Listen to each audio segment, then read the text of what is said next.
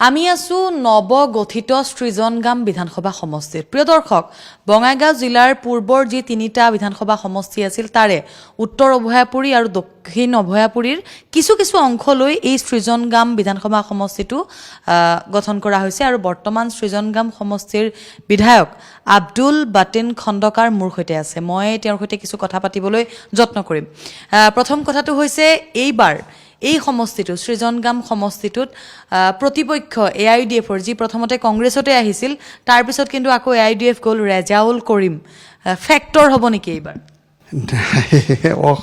তাৰমানে তেখেতক সৃজনগ্ৰামবাসী ৰাইজে চিৰিয়াছলি লোৱা নাই কাৰণটো হ'ল কি আপোনাৰ তেখেতে এই ছাত্ৰ ৰাজনীতি কৰাতেও কিছুমান বিতৰ্কিত কথা আছে, যেনেকৈ অসমৰ মানে মুখ্যমন্ত্ৰী ডাঙৰীয়া কৈ থাকে যে উচ্ছেদ কৰাৰ আগত মানে ৰেজাউল বা আমচুৰ লগত আলোচনা কৰিয়ে কৰে।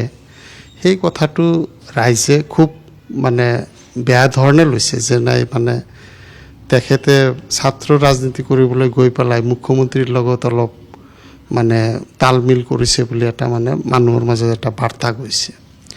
আৰু দ্বিতীয় কথাটো হ'ল যে তেখেতে ধৰ্মনিৰপেক্ষ ৰাজনীতি কৰিব বুলি কংগ্ৰেছত আহিলে, অহাৰ পিছত যিকোনো ৰাজনীতিত অলপ চলপ মানে ইফাল সিফাল হয়ে, লগে লগে ধৰ্মনিৰপেক্ষ ৰাজনীতি বাদ দি পেলাই এটা ডাইৰেক্টলি সাম্প্ৰদায়িক দলত অন্তৰ্ভুক্ত হোৱাত ৰাইজে মানে তেখেতৰ যিটো ৰাজনৈতিক চৰিত্ৰ বুলি কৈছোঁ তাৰ প্ৰতি সন্দিহান হৈছে যে তেখেত হয়তো ধৰ্মনিৰপেক্ষ ৰাজনীতি যদি কৰিলেহেঁতেন ৰাইজৰ মাজত যিটো গ্ৰহণযোগ্যতা পালেহেঁতেন, এতিয়া সাম্প্ৰদায়িক ৰাজনীতিত অন্তৰ্ভুক্ত হোৱাৰ কাৰণে ৰাইজে তেখেতক গ্ৰহণ কৰিব বুলি মানে কোনো ধৰণৰ মানে বাৰ্তা সমাজত নাই।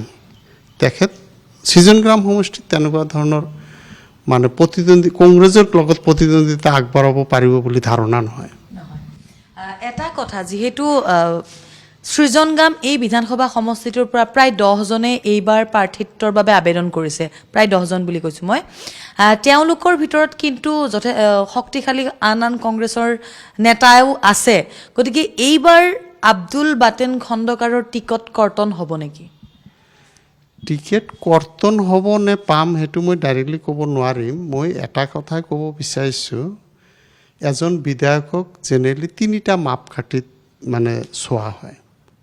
প্ৰথম কথাটো হৈছে যে বিধানসভাত বিধায়কজনৰ ভূমিকা কেনেধৰণৰ, আৰু দ্বিতীয় কথাটো হৈছে উন্নয়নমূলক কাম কাজত তেখেতৰ অৰিহণা কেনেকুৱা, তৃতীয় কথাটো হৈছে জনসংযোগ কেনেকৈ ৰক্ষা কৰি চলিছে। এই 3টা মাপকাঠি হয়। তো এতিয়া বিধানসভাত কথা কোৱা প্ৰসংগত বঙাইগাঁও জিলাতে বা উত্তৰ অভয়াপুৰী সমষ্টিৰ সৃষ্টিৰ পিছত সকলোকেইজন বিধায়কে যিমানখিনি কথা পাতিছে তাতকৈ 2-3 গুণ বেছি কথা পতা হৈছে। সকলো সমস্যা লৈ পেলাই উপস্থাপন কৰা হৈছে। সমষ্টিটোৰে এটা মানে অনুন্নত সমষ্টি, সকলোবিলাক সমস্যা উত্থাপন কৰা হৈছে আৰু সেই সমস্যাবিলাক বিধানসভাত উত্থাপন কৰাৰ ফলত আমি কিছু উন্নয়নমূলক কামো চৰকাৰৰ পৰা আদায় কৰাৰ কাৰণে সামৰ্থ্য হৈছোঁ। এতিয়া ধৰক যে পকী ৰাস্তাই প্ৰায় 100 কিলোমিটাৰমান নতুন পকী পথ নিৰ্মাণ বা উন্নত পকী পথ নিৰ্মাণ কৰিবলৈ সামৰ্থ্য হৈছে। পথ নৱীকৰণত 40 কিলোমিটাৰ পথ কৰিবলৈ সামৰ্থ্য হৈছে। আপোনাৰ এটা মানে বঙাইগাঁও জিলাৰ পূব প্ৰান্তৰ পৰা বঙাইগাঁও সদৰলৈ আহোঁতে হয় বৰপেটা জিলা নহ'লে চিৰাং জিলা হৈ আহিব লাগিছিলে। মই বিধায়ক হৈ পেলাই আই নদীৰ ওপৰত এটা ব্ৰিজ উপঙি আছিলে, সেই ব্ৰিজটো সংযোগ স্থাপন কৰি একেবাৰে 30 কোটিমান টকাৰ এটা আঁচনি আনি পেলাই সেই কামটো সম্পূৰ্ণ কৰিবলৈ সামৰ্থ্য হৈছে। আজিৰ তাৰিখত কি বেমাৰী কওক, কি কৃষক কওক, কি ছাত্ৰ ছাত্ৰী কওক, সকলোৱে দিনে নিশাই সেই ৰাস্তাটো ব্যৱহাৰ কৰে। কংগ্ৰেছৰ যি তোলাচনী, সেই তোলাচনীত আব্দুল বাতিন খণ্ডকাৰতকৈ কিছু ওজন বেছি নেকি আন এজন প্ৰাৰ্থীৰ? মই কাৰ কথা কৈছোঁ আপুনি হয়তো গম পাইছে। নাই, এতিয়া দলে কি তোলাচনী ব্যৱহাৰ কৰে মই সেইটো বুজি নাপাওঁ। মই ভাবোঁ মই এজন বিধায়ক হিচাপে সফল বিধায়ক বুলি মই নিজকে দাবী কৰোঁ, আৰু দাবী কৰাৰ কাৰণটো হৈছে কি যে এছেম্বলিত ভূমিকা সঠিক, উন্নয়নমূলক কামত ভূমিকা সঠিক ৰাখিছোঁ আৰু জনসংযোগো ভূমিকা সঠিক ৰাখিছোঁ। মই আশা কৰোঁ দলে মোক প্ৰাৰ্থিত্ব দিব বুলি মই মানে আশাবাদী। হয়, দলে আৰু 7-8জনে বিচাৰিছে যাকে দলে দিব মই তাৰ পক্ষত কাম কৰিম ইয়াত ক'বলগীয়া একো নাই মই দলৰ বিৰুদ্ধাচৰণ নকৰোঁ কিন্তু মই ভাবোঁ মই উপযুক্ত গতিকে মই টিকেটটো পাম এইটো ভাবোঁ আন বহুকেইটা সমষ্টি আছে সেই সমষ্টি কেইটাতো কিন্তু চৰ্চা চলি আছে বহুকেইজন বিধায়কৰ নাম যে যিসকল লোকে বিজেপিৰে সংযোগত থাকে তেনেকুৱা বিধায়কৰ এইবাৰ টিকট কৰ্তন হ'ব আপোনাৰো টিকট কৰ্তন হোৱাৰ এই সন্দৰ্ভত কি কয় না মোৰতো বিজেপিৰ লগত কোনো ধৰণৰ সম্পৰ্ক নাই আপোনালোকৰ দলৰ কিন্তু আন নেতাৰ চৰ্চা চলিছে আপুনি হয়তো জানে না 2-এজনৰ চলা বুলি শুনি মিডিয়াতো দেখা পাই আছোঁ মিডিয়াৰ পৰা গম পাই আছোঁ যে 2-এজন নেতাৰ হয়তো বিজেপিৰ লগত সম্পৰ্ক আছে এইটো দলে মানে পৰীক্ষা কৰি চাব যে সঁচাই আছে নে নাই যদি আছে দলে হয়তো কিবা ব্যৱস্থা ল'ব আৰু যদি নাই তেখেতসকলেও উপযুক্ত বিধায়ক তেখেতসকলেও হয়তো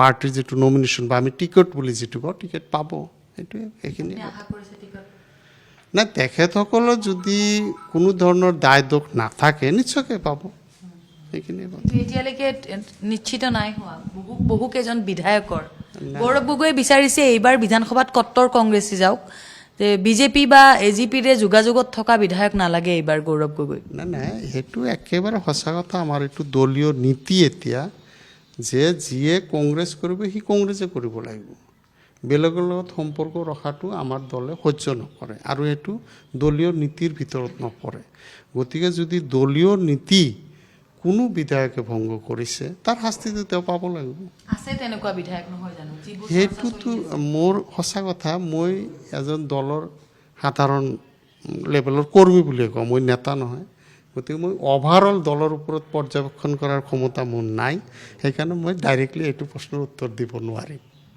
নিশ্চয় ধন্যবাদ জনাইছোঁ এয়া আছিলে সৃজনগাম সমষ্টিৰ বিধায়ক আব্দুল বাটেন খণ্ডকাৰ তেওঁ ইতিমধ্যে কৈছে যে তেওঁ আশাবাদী কংগ্ৰেছত যিয়ে দলে যাকেই প্ৰাৰ্থিত্ব প্ৰদান কৰিব তেওঁ তাক সহায় কৰিব কিন্তু তেওঁ আশাবাদী যে তেওঁকেই এইবাৰ টিকট প্ৰদান কৰিব বা তেওঁ নেতৃত্ব দিব সৃজনগ্ৰামৰ পৰা ভিডিঅ' জাৰ্নেলিষ্ট ধনজিৎ দাসৰ সহযোগত জবা দাসৰ ৰিপৰ্ট NKTV+ গুৱাহাটী